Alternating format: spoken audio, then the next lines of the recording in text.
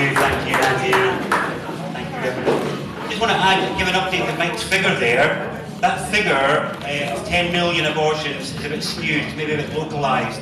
The actual figures are 50 million a year globally. The World Health Organization figures is the largest cause of loss of life known to man and or women, but it's not recognised because they are non-persons. But at the minute, the figures of the last 3 years have been 50 to 60 million abortions, 50 to 60 million children in the womb killed by the mother or father. It's a horrific figure, horrendous, far, far larger than what Mike mentioned, just for the scale of that problem. Can I take this off here? Okay, so, first of all, I need to say thank you all for being here. It has been a long day. I have worked really hard to stay sober until now. You all, if you haven't managed that, it's A-okay. If I wasn't speaking, I'd be in your shoes too, so that's fine. I can handle it. Second of all, I also want to say thank you for staying this long. It's been a really long day, loads of things to take in, really tiring. So you've done well to stay this long, so I really want to thank you for sticking out. Even if you're just here for the Q&A, I'm glad that you're here to hear what I have to say. So hopefully I'll be able to finish on a bit of a note here, because I've got the last slot, so it's either really bad or really good. I'm going to try and make it really good. Thank you, I'm a finisher. Yes, that's what she said. Okay, so one of the things I've noticed today is there's been so many stories shared, and the one thing I felt was maybe just missing a little bit was hope. A little bit of hope missing there. And you know, I've heard all these tales and I empathise. It's really good to hear about the plight of our situation, of what we're dealing with. But it's like, okay, well, what then? What now? What next? And I hear lots of calls to gather and to collectivise and to group together, fight fire with fire sort of stuff. But I'm kind of with Alison, wherever she is. That would be the word, is what she said, by the way. Alison, with her, do we need to fight feminism? I'm not sure, and I'll tell you why in this short period that I've got here. Why interrupt them when they're making a mistake? Thank you, exactly. This is natural selection, mate. It's natural selection. They are ideologically infertile. Leave them. Leave them alone. Just let them be. I actually believe that. I believe a lot of the stuff that we're going through right now is a form of natural selection. And it may be horrific to hear the individual stories, but I actually think that's what's taking place. Just to help manage your response to what's going on there. In the past, natural selection was diseases, with natural pressures. We've eliminated them with our medical advances, and now what we're facing is an ideological natural selection that will cause you to terminate yourself because of the pressures that are on it. And the figures on the table are that that is true. Yeah. You know, that's it. Self-terminate because the pressure is so much to handle what it takes to be a man in this day and age. Now, this is about messages for men. Well, the message for men is it takes something different to be a man in this day and age. It doesn't matter if you're a warrior. It doesn't matter how big your body is. It doesn't matter how sharp your mind is. There are many, many pressures that no men have faced before. So, what do I want to say here today? I think in a way, a lot of the stuff that I've heard today is sounding a bit like a rearguard action. You know, a bit of a rearguard defensive action there.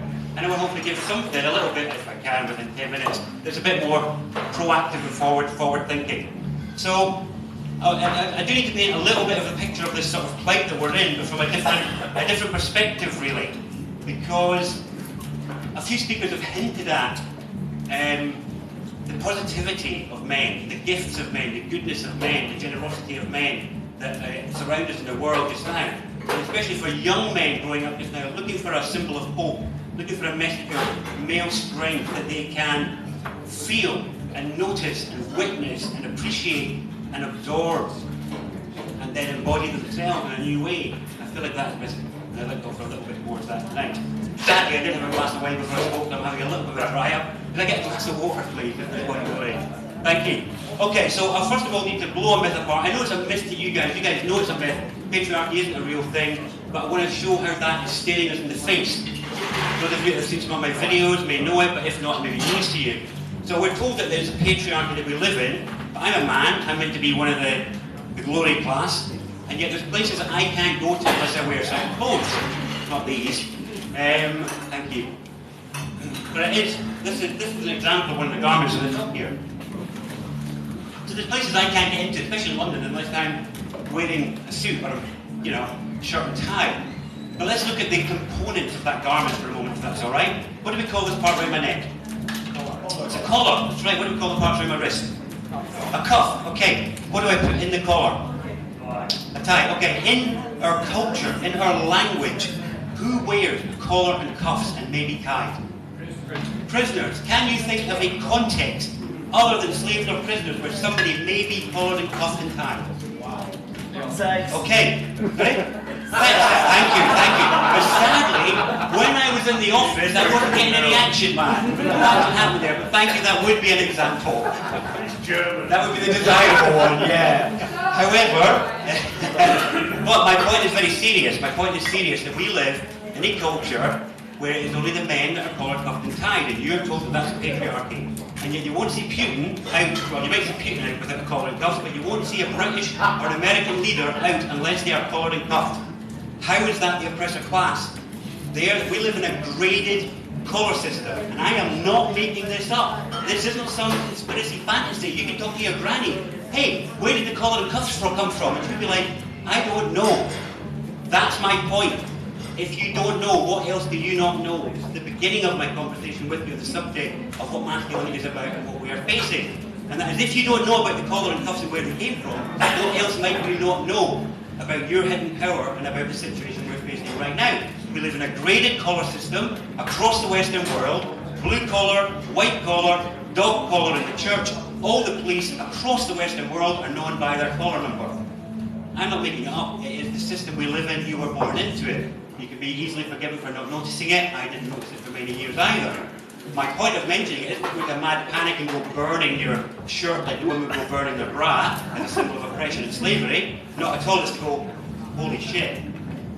This has been staring me in the face my whole life, and I didn't notice. What else might I not have seen that is staring me in the face?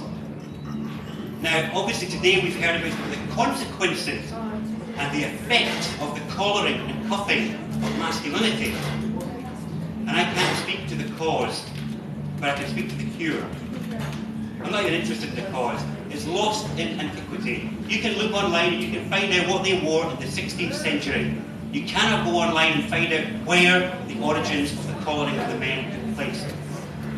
That is a massive obfuscation, regardless of your position on feminism or anything else. Why do we not know this? And again, I'm not making it up, it's not a conspiracy. This is what they're called.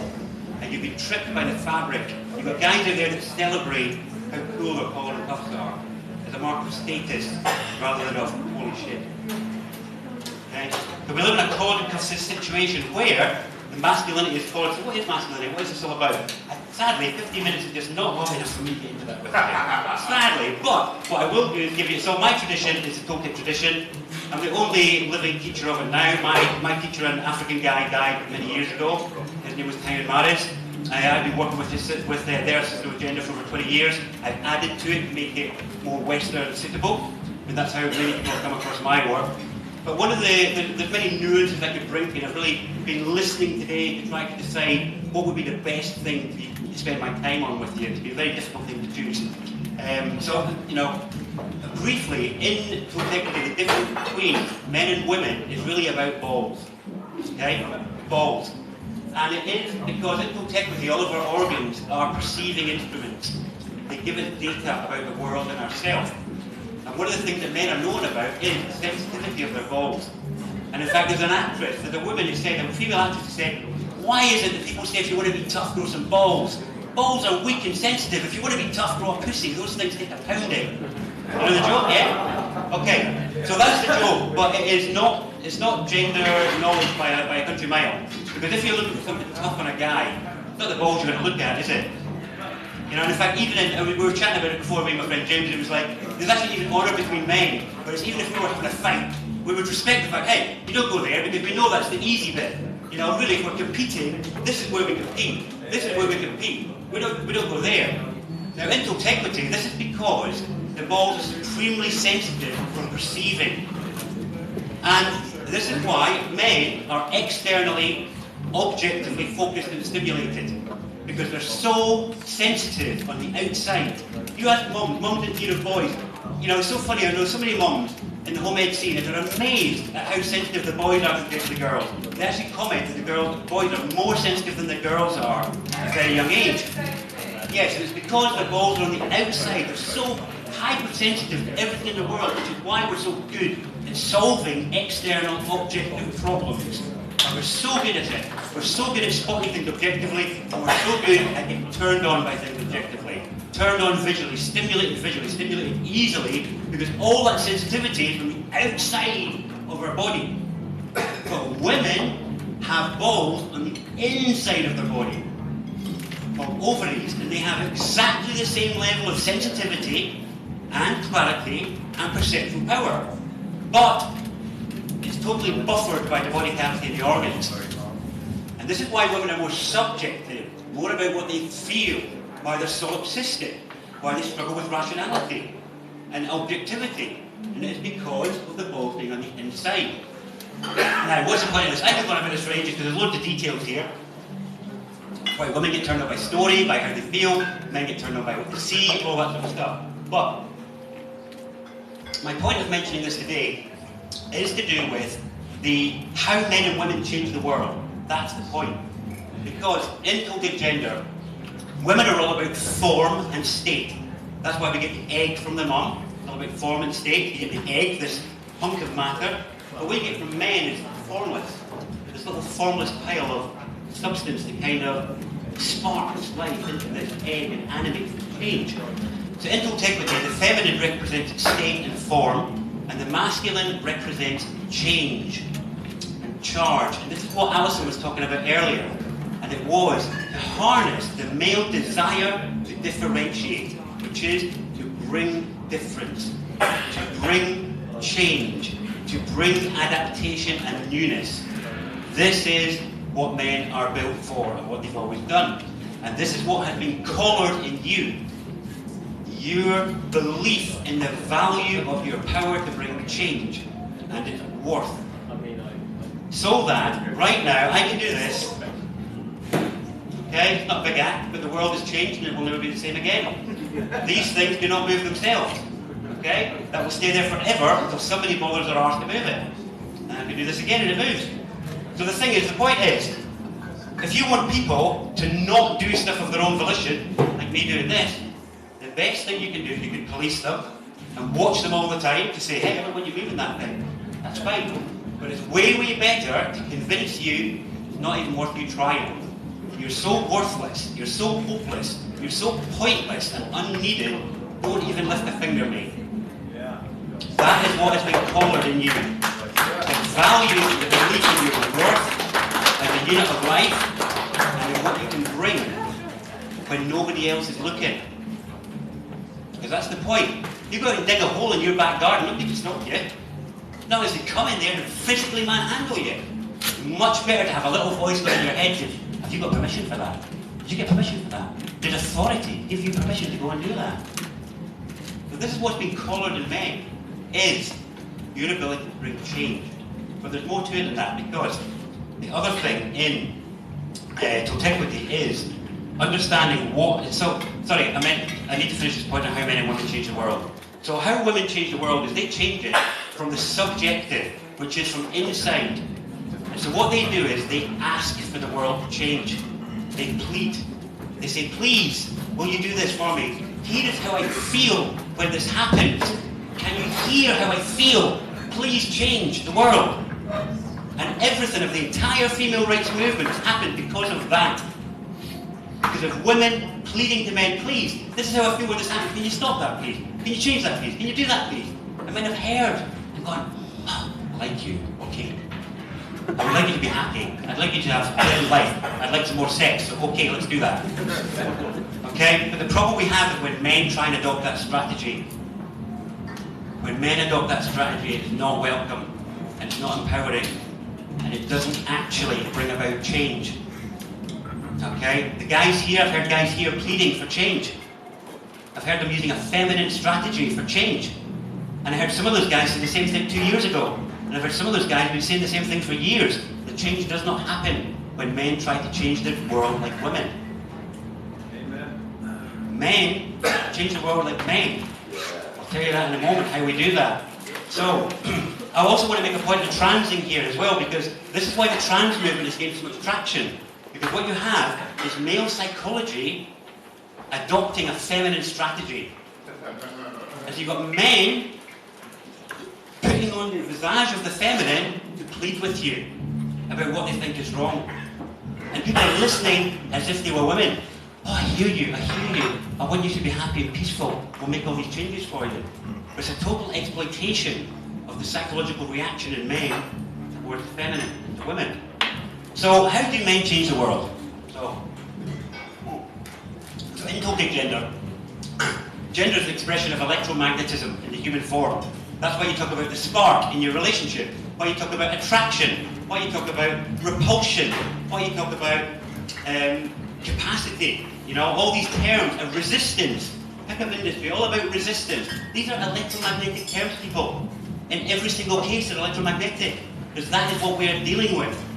And within all of us, the electrical is the masculine in you. That is when you are charged up. Anything that's pumped, charged up, taking charge is masculine. It's about the electrical in you. And charge, all your feelings, when you wish the world was different, when you want the world to change, whether it's frustration, sadness, anger, these are all the charge for change. They are masculine. And when you let them overwhelm you to the point that you can't get out of bed, that you must sedate yourself into stupidity every night because you can't handle it, you've lost your temper for your charge for change. Temper isn't just about anger. Temper is about metal. It's about turning something that was a brittle edge into something useful that you can hone into something that is useful. That is what men do. This is really what the old adage of men don't cry. Right? This is an interesting one. You need to hit me on China to go over here. So this thing about men don't cry. That is coming from the gynocentric view, saying when you're at home with mummy, these men are saying you don't cry. Oh, you terrible men, you bad men. Telling boys you can't cry. Come to mummy and cry. Come to me and cry with me. And it's like, whoa, whoa, whoa. You missed the point there. Nobody said when a boy is at, well, maybe some people said, but they were confused. It is not about when a boy is at home with mummy not to cry. The reason men learn that is from when they are at the edge.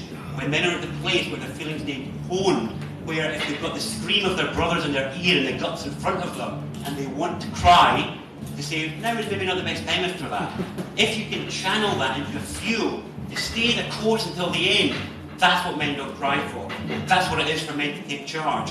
That's what it is for men to have a temper. And that's what we need to ride out this fucking mad storm of natural selection that's going on right now. Is for you to take charge of your frustration, your depression, your sadness, your overwhelm, and turn them into a fuel for change, because that is what they're for. And if you can't, they will overwhelm you, and you will be left in that huddle, unable to get up in the morning, unable to go to bed at night unless you're stupefied. And I've been there. I'm not speaking from experience, not from some edifice. I'm speaking from the midst of the battle with a grit in my face. That's the point of absolutely being there. This is what it is to cultivate temper and to take charge. So the electrical in you is in all of us, men and women, any electrical language is your masculine, and the feminine is the magnetic. And this is why women have to deal with being attractive.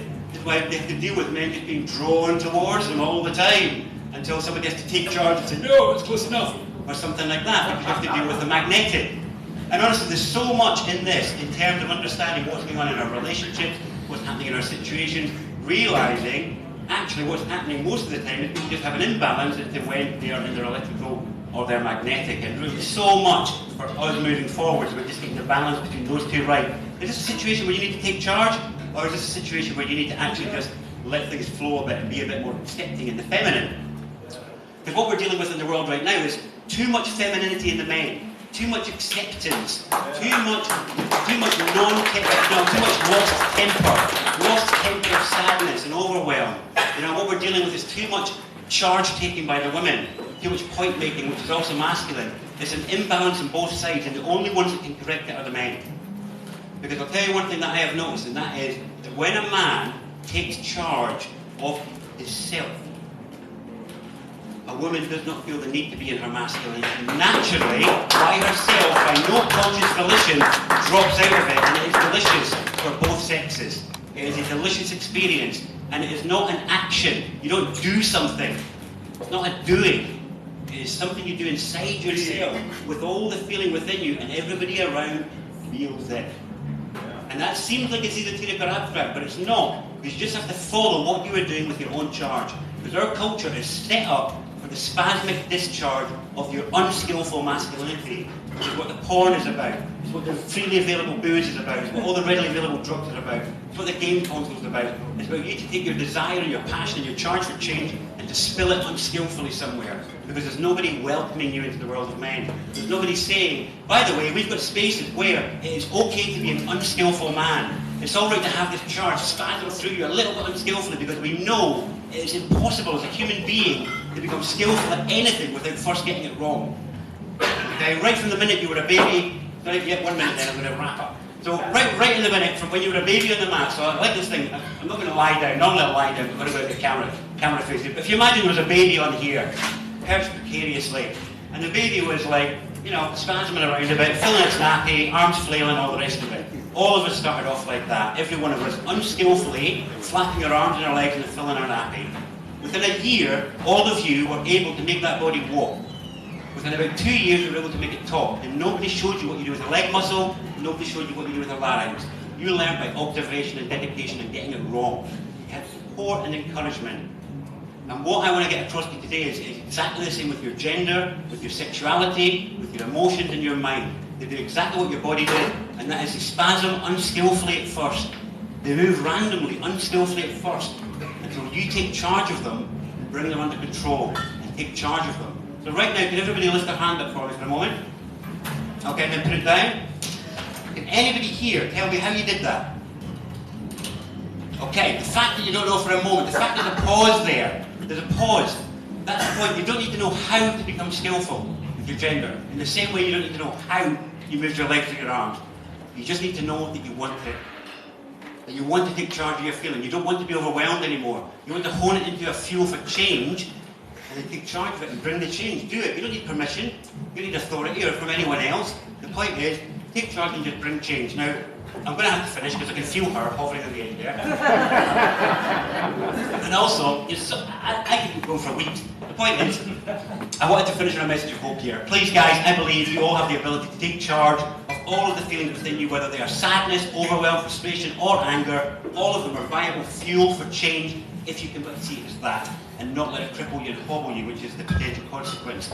If anybody needs help with that, that's the sort of thing I can help with. Otherwise, I've got loads of videos on YouTube, all that sort of stuff. My name's Darren Deojee, and I'll be around for a bit afterwards. If anybody's got any questions about any of this stuff, oh, I'll stay here. Oh, there's a Q&A. Oh, yeah, okay, I'll do that. Well, let me just have a quick look at my brief, see if there's anything else I want to say. Right, okay, the one last thing I want to say is that in Total Gender again, the place where men are made into boys are made into men is what we call the edge. And the edge is the place of initiation and of rite of passage, and we have lost that for our boys because we don't know where the edge is anymore. The edge is gone from our culture. It's no longer wild animals or borders and wars and stuff like that. And it's left us confused, and we're like adrift in everywhere. And here's the thing, the workplace used to be the edge, and it isn't anymore, you know? And this is the thing, traditionally, men would always hand over all resources to the feminine. It's just what we do. And in a way, this is what's happening with the workplace. It's like it's becoming the living room. You know, it's no longer the edge, so don't go there expecting it to be anything other than women taking over for now. Because in a way, it's like what used to happen in the old days, which is we'd build an outpost and it'd be like a barren structure of wood. Then when it became safe, the woman would come in and bring curtains and cushions. In a way, this is what's happening to the workplace. And men need to rediscover where the edge is. If you're having trouble finding out what it is to be a man or how to find that in yourself, you've got to rediscover where the edge is in yourself, because that will give you all the lessons that you need. And yeah, we'll leave it at that. Thank you very much for your time and attention. My name is Darren Deojee, and